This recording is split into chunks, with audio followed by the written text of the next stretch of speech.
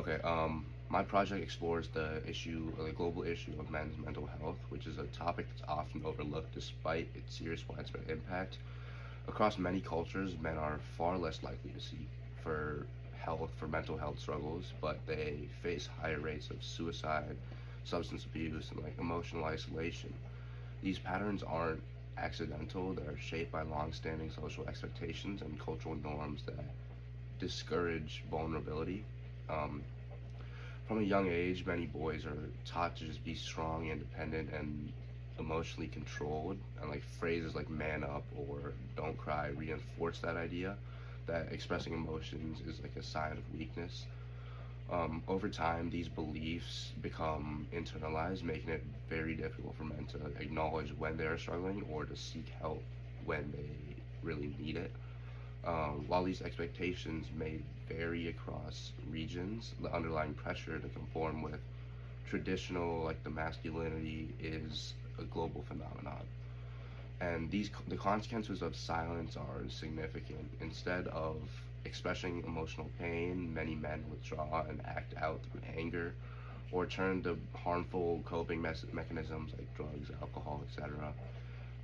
Mental health issues often go unnoticed and untreated, affecting not only the individual but also their families and the people that are just surrounding them.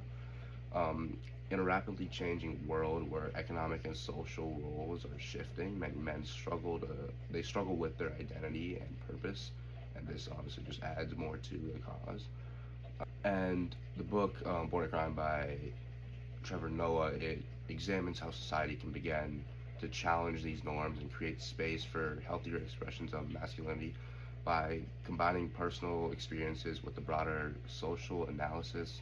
It aims to bring attention to the global issue that is often overlooked and ignored and encourage men to open up, be honest, and have those conversations about mental health that we, for so long, have just been avoiding. Bear with me, I'm a little sick. But getting into my personal story, there was one moment that kind of stuck out with me, which it honestly didn't seem too important at the time. It was just like a normal night. I was on my phone, the lights were off, the room was completely quiet except for whatever random video I had playing in the background. It was pretty late. It was much later than I should have been up. But I remember I was just texting a friend. I'm not going to name drop, but it was nothing serious at first.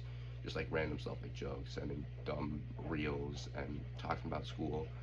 And then at some point, the conversation slowed down a little, and like instead of like the fast replies, it turned into those longer pauses. And I don't remember exactly what I said, but I remember the tone like definitely shifted. He said something like, "Yeah, it's been a long week." It was nothing crazy, but it like felt different from how we would normally speak to each other. Um, so I sat for a second, just looking at the message, and I remember thinking I could really ask something real. Like I could have said, "What do you mean?" or ask if you're okay, or if he was okay, something simple just like that. But I started typing it, and then I stopped and deleted it. I don't know why. I just didn't feel like sending it in that moment. And then I just sent something like, "Yeah, same," or just turned it into a joke. I don't really remember exactly what I said, but yeah, we just went back to joking, sending random stuff, and boom, the conversation was just over. And at the time, I didn't think much about it. It just felt normal. But later, I was still awake, and I was just laying in bed, thinking about why I didn't just ask. It wasn't like I didn't care. It wasn't like it would have been a big deal for me to ask, but it just felt like I was crossing some line that we don't normally cross. And I realized after some reflection that this wasn't just like one moment. It's kind of how a lot of our conversations would go, like regardless if it was with this friend or anybody else. There's like this invisible limit. You can't like you can get close to saying something real, but then you just shy away from it, or like the other person would. And no one really questions it. It's like a mutual understanding, and I started noticing it more after that, at school with friends, or even just listening to how people talk.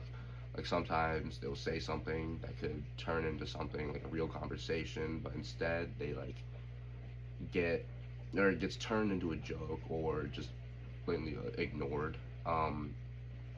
And I realize I do the same thing, to be honest. Someone asks how I'm doing, I don't really think about it. I kind of just say, yeah, I'm good automatically. It's just like an innate response. Even if I'm like, um, even if I'm like stressed or tired or just like not in a great mood, it's honestly easier for me to just say, yeah, I'm good instead of having to explain myself. And even though it's easier, it also means that nothing will actually get said or get done about it. Sorry.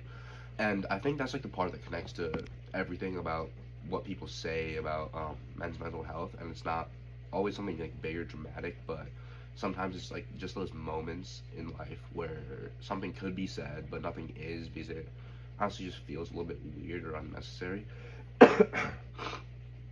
Or like you're overdoing it, if that makes sense. But if that keeps happening over and over, then yes, nothing's actually gonna change or come about it. People just deal with everything, or like they pretend like they do. And especially since that night, I've tried to handle those moments a little bit differently. Like not perfectly. There's still times I don't say anything, but sometimes I do. Like I'll actually ask what's been going on, or I'll answer honestly if someone asks me that question. Even if it's not like a very big answer, it kind of feels awkward. Like you could tell it's not what people are used to doing, or especially like in my friend group, like we don't. I don't know. Like back to that invisible boundary that we don't cross. We don't usually have those deep emotional conversations. And but at the same time, I feel like it's more real, and I think that's the point. Like because that one small moment, just like that text conversation, kind of showed me how easy it is to avoid being upfront. And when some people talk about this as a bigger issue, I really like do understand it now. And it's really just not statistics. It's just stuff like that, like small decisions that people can make, and what you do and don't say. And most of the time, it's the stuff that you don't is what really sticks with you at the end. But the global issue of men's mental health connects to my story because it shows like the bigger problems that actually play out in everyday life, like those small interactions and the moments where people like avoid saying stuff or avoid being honest and real and reflective.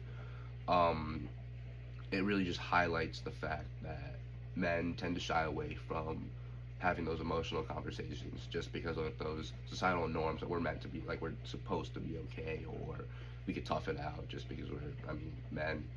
And my experience, I feel like it especially reflects on how silence and hesitation, even in those like simple conversations, are a part of why many guys struggle to open up. And yeah.